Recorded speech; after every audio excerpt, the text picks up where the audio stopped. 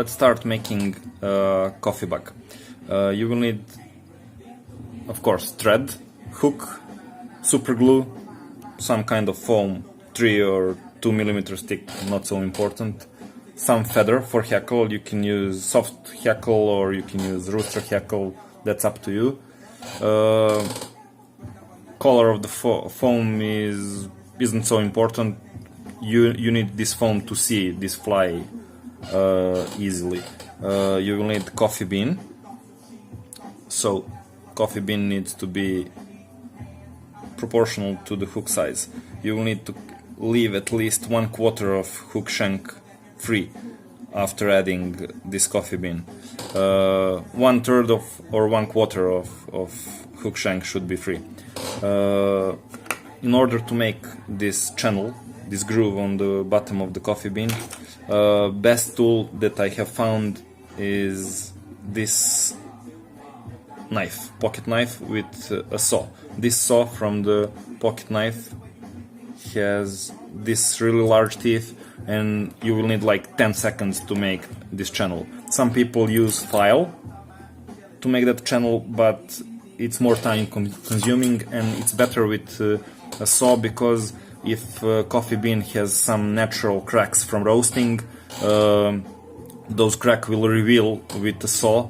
They will crack more and you can throw away that coffee bean. Use only good coffee beans that doesn't have cracks from roasting. It's important to use roasted coffee bean because it adds flotation to this fly. So let's add this foam.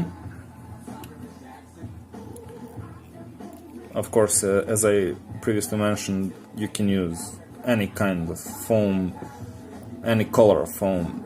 I usually use some colors that you can easily see, like this light green or light yellow, red, pink, sometimes even white. White is good before sunset. So this is added foam. Now we should put some super glue. I will just first try to add this coffee bean to see where it will fit. I can maybe squeeze this foam a little bit more in the rear. Okay.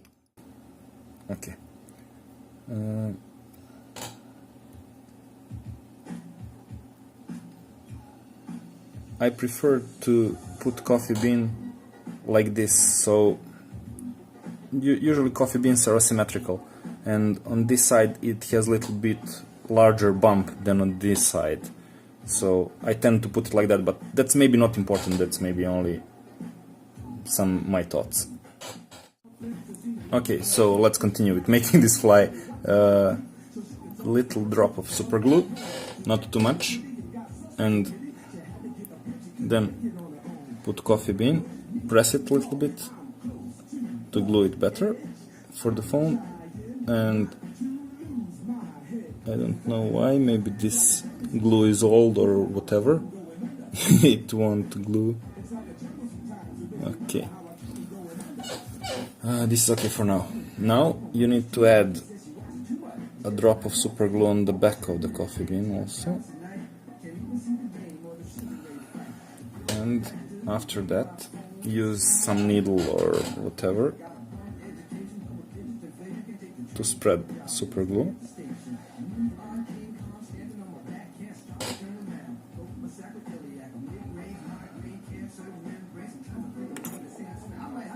Now you need to squeeze this foam here. Okay. Now there are two options to finish this fly. You can tie this thread here and leave like a little, I don't know, like little gargler nose here, but I won't do that. I will just tie it and cut off this this nose of the fly, let's say. So when you finish it, just cut it off.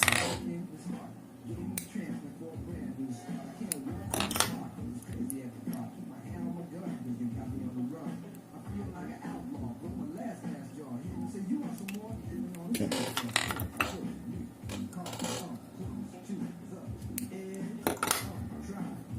So now it's time to add hackle. This time I chose to use soft hackle. You can use any kind of hackle, as I told previously.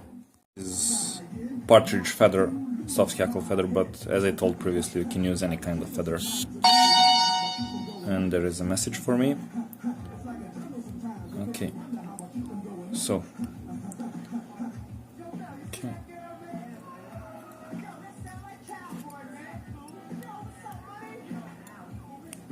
Okay. I can cut off this part now. And I will need some hackle pliers. You don't need too much of the hackle, maybe one and a half wraps. One full and a little bit more. You can stroke this feather a little bit back, like this.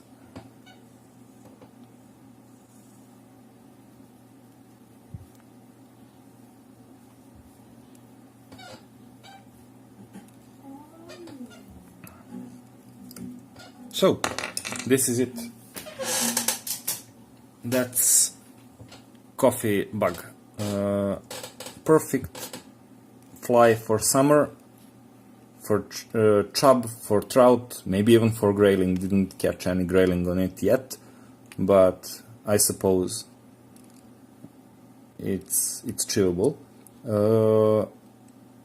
When casting this fly, try to cast it with a lot of energy so it plops on the water surface, because coffee bean is flat on the bottom, it will plop really good, and everyone who ever caught any chub know that chub likes plop. So I hope you will also catch a lot of fish with this fly as I did, and a lot of people that I know.